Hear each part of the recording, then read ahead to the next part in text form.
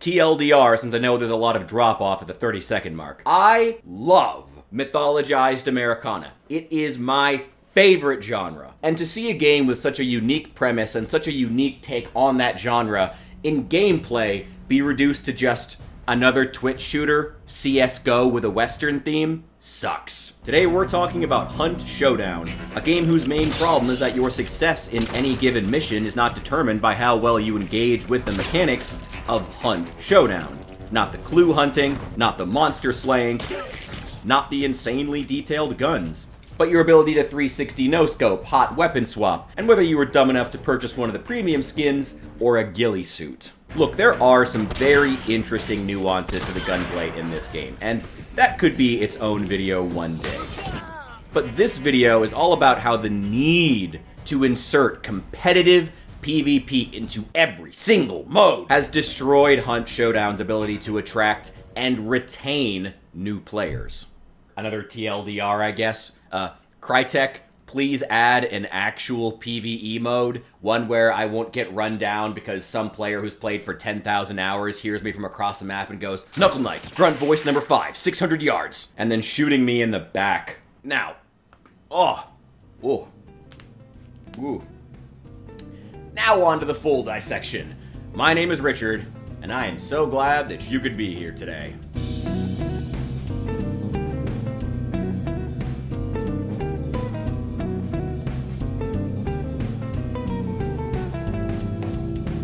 I want to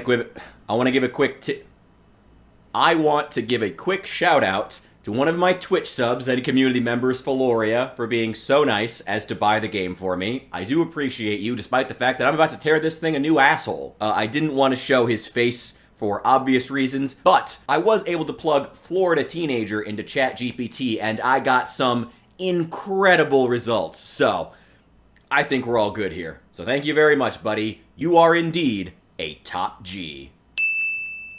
Hunt Showdown Brotherhood 1896 Forever Game of the Year Edition is somehow one of the best games I've ever played, and also a poorly designed piece of crap. I watched every recent review I could find, and the praises for the game were pretty much what I expected. The maps are incredible, which they are. The monsters look great, which they do. The sound design is god tier. I actually personally think it's kind of cringe that every single piece of glass you step on needs to make a noise, but whatever. Like, I'm pretty sure if you step on broken glass that's sunk into mud, it would just sink into the mud. Every single gun, bullet, and magazine is lovingly detailed in this game. And as a low-tier gun nerd myself, I was very, very appreciative of that. The guns are pristine. But what I didn't hear players talking about were the reasons why the game is doing good, but not great, as far as maintaining and hopefully growing an active player base. I know this has kind of become common practice in the industry, but it should be noted that a lot of the reviews and gameplay footage I saw on YouTube were from creators who were being sponsored by Crytek to play and make content about the game. No smoke, I'd take the money too, but noteworthy. In addition, Crytek is bribing Steam users to watch participating Twitch streamers to bump up the game's numbers on the platform. 240 minutes watched per week will get you some free stuff, including skins and loot boxes. And again, no smoke, cash it in if you want to, leave the Twitch stream in the background. I'm kind of considering doing it myself, to be honest. I'll take free stuff, why not? But it does show that the developers are putting a lot of money and energy into trying to get the game more players, but not, fixing the gameplay issues that are causing people to not want to play the game. TLDR, please make an actual PvE mode where I can just kill grunts with sledgehammers. That's all I really like doing. I'm not a competitive shooter guy. Now, competitive civilization. For any longtime Hunt fans who've made it this far in the video, I hope you're not just hate watching me. But also, I would like to hear your thoughts, because as someone who's just started the game in 2025, it seems like there already was, or at least was developing, a rift between the types of players who wanted a more slow-paced, stealthy, actual hunting game where you set ambushes and have to have a plan before you go into combat, versus the ones who just want CSGO with a Western theme. And trying to keep the two halves of the player base happy with only 2 game modes seems to be the main issue that Crytek is having, and why the game feels very muddled, very confused in what it wants to be. I know I'm saying a lot of negatives here. Seriously though, Feloria, thank you for purchasing the game for me. I do appreciate you. When Hunt first appeared on my radar a few years ago, what drew me to it was the idea of hunting monsters with my friends. But now, having finally played the game in 2025, I have to say, the actual hunting aspect feels like an afterthought. The monsters are not interesting to fight. Each one is confined to a very small building that it cannot leave, and the only strategies to kill it are fire, explosives, or both.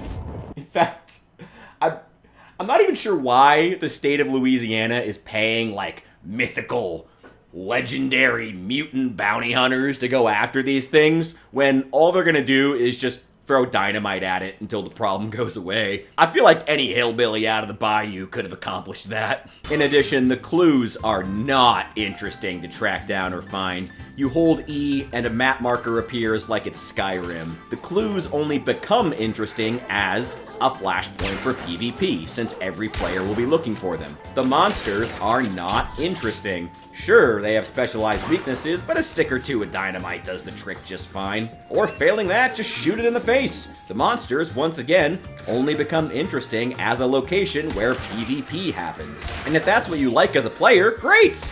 Like, actually, don't let me stop you from enjoying the game. Western-themed CSGO sounds fun, but for how much lore the game has, how much effort went into the setting and the theme, the sheer amount of detail I found on the maps after the other players were dead and I could actually explore, soak it all in, just for it to devolve into any other Twitch shooter, sucks. And it keeps new players from being onboarded, because there's only so many times you can get shot in the back. And from Crytek's perspective, there is one aspect of the PvP where it really bites them in the behind that I do find extremely funny. And that's that long-term players never use the skins. Well, I mean, they use the ghillie suit. Here's an actual long-term player saying exactly that. Obviously, you could choose one of those bush hunters, to have the best advantage to hide in the bushes. But for me, I like to play on a reverse psychology. I like to choose one of those basic looking hunters that you wouldn't expect are solo, because yeah, they are just cheap. It almost look like free hunters. Only noobs use the premium skins, which I find absolutely hilarious. The players who spend the most time on the servers, use the most capacity and the most resources of the company, don't actually buy the skins. And it's directly tied to the fact that every mode has to be competitive PvP, which forces players to only make the most efficient choices possible. Hilarious. But once again, thank you for the game, Feloria. I do appreciate you. You remain a top G. So what's the solution? I mean, I spent a lot of time playing solo, and I can tell you that after all the other hunters were dead, that's when I had the most fun. When I was free to explore the map, find collectibles, enjoy all the details that Crytek put in, and kill grunts with sledgehammers. A mode where I could hang with my friends and hunt monsters, an actual mode where you really can, without like needing to be in PvP mode, just casually drop into a game with your friends on a Tuesday night and just play. That's how you get the concurrent player numbers up, guys. And that way the modes that are PvP can focus more on being strictly PvP, because I do want those players to have a good time too. I like this game. I want it to still be around in another 7 years. And I just don't see that happening if the game continues to consolidate down smaller and smaller into a shrinking group of PvP purists and Koreans. But what do you think? Keep in mind that I could make a separate video on the genuine nuances of the PvP, because there are some good ones, but it's also just not like really my thing. But there are some cool things. I probably could talk about it. Let me know in the comments section. Thank you guys for watching. I have been Richard. No, wait, no, that's not the outro. You have been amazing, and I have been Richard. I'll see you guys in the next one.